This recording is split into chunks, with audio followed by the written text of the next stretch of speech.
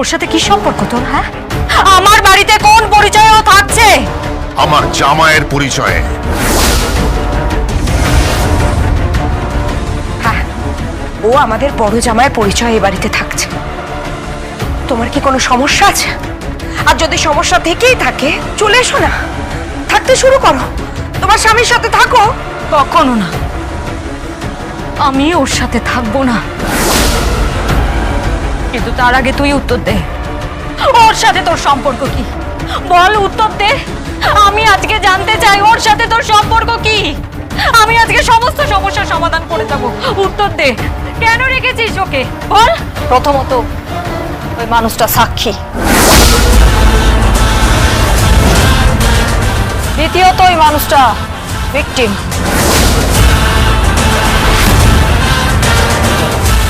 তৃতীয়ত ওই মানুষটার উপর যে কোনো মুহূর্তে হামলা হতে পারে, প্রাণঘাতী। আর চতুর্থত মানুষটা নিরপরাধ।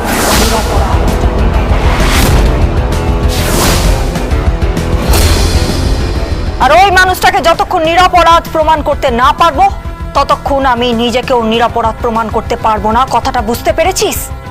আর একটা কথা, আর ওনার সাথে আমার কথা হয়েই গেছে। আমার পুরোপুরি চার্জটা উনি দেবেন, উনি আমাকে কথা দিয়েছেন, নাহলে আমি কেসটা লড়তাম না। আর শুধুমাত্র সেই জন্যই আমি এই কেসটা লড়ছি। উনি আমার কাছে শুধুমাত্র একটা মক্কেল, এর থেকে কোনো বেশি পরিচয় কিছু নেই।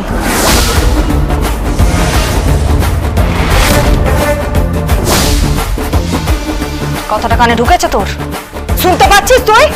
আর তোর বাড়ির লোককে, তোর পরিবারের লোককে জানিয়ে দিস যে আমার স্বামী হলেন স্বস্তিক মুখার্জি। সাত্বিক মুখার্জির সঙ্গে আমার কোনো সম্পর্ক নেই। বুঝতে পেরেছিস? মাথায় ঢুকিয়ে নে কথাটা।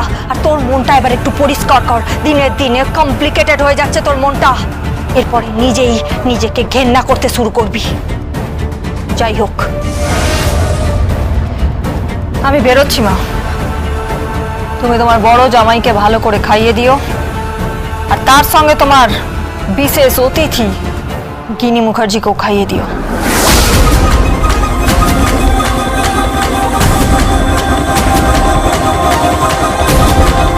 কোথায় যাচ্ছি? একটু কোর্টে যাচ্ছি বাবা, কিছু কাজ আছে। বাবা, কোর্টে হিসেব হবে না? কাল কোর্টে পুরো হিসেব দিতে হবে। দিদি যেটা চেয়েছিল, আমি প্রমাণ করে দেব যে আমরা নিরপরাধ। নিরপরাধ আমরা।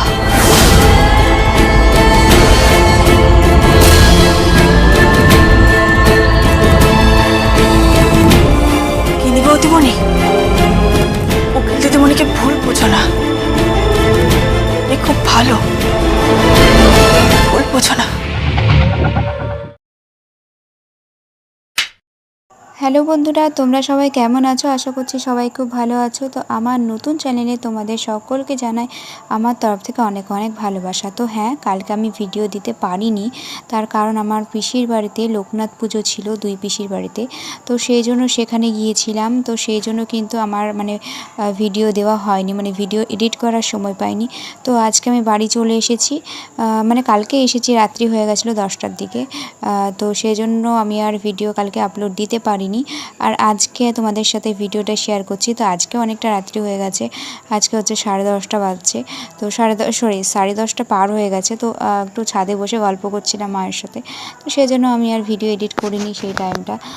তো এখন একটু ঘরে এসেছি, তো এডিট করছি, এখন একটু খাওয়া দাওয়া করবো, দিয়ে হচ্ছে একটু আর একটা ভিডিও এডিট করব, আর একটা ভিডিও এডিট করে তারপরে ঘুমোবো আর কি। তো এতক্ষণ তোমরা যে আজকের অ্যাক্টিং ভিডিওটা দেখলে, তো সেটা হচ্ছে কিন্তু স্টার জলসা সিরিয়াল গীতা এলএলবি থেকে গীতা এবং গিনির চরিত্রটি আমি আমার মতন করে চেষ্টা করেছি। আর আমি কিন্তু তোমাদের জন্য প্রত্যেক দিনই অ্যাক্টিং ভিডিও নিয়ে আসি। হ্যাঁ, তোমাদেরকে আগেই বলেছি, কোনো দিন হয়তো অসুবিধা হতে পারে, তো সেই দিন কিন্তু ভিডিওটা আসতেও না পারতে পারে। কিন্তু আমি কালকে সত্যিই খুব ব্যস্ত ছিলাম পুজোতে, তো সেই জন্য কিন্তু ভিডিও এডিট করতে পারিনি। অনেক মানুষজন এসেছিলো, বুঝতেই পারছো। তো সেই জন্য ভিডিও এডিট করতে পারিনি। তো আজকে আমি ভাবলাম যে না, ভিডিওটা দিতে হবে, যেহেতু আবার কালকে আবার নতুন করে করে ভিডিও আমাকে শ্যুট করতে হবে, তো সেই জন্য। তো তোমাদের অ্যাক্টিং ভিডিওগুলো কেমন লাগছে অবশ্যই জানিও। আর আমার ব্লগ চ্যানেলে কিন্তু এরপর খুব তাড়াতাড়ি একটা ভিডিও আসবে, তো সেটারই প্ল্যানিং চলছে, তো তোমাদের সাথে সেটাও অবশ্যই খুব তাড়াতাড়ি শেয়ার করব।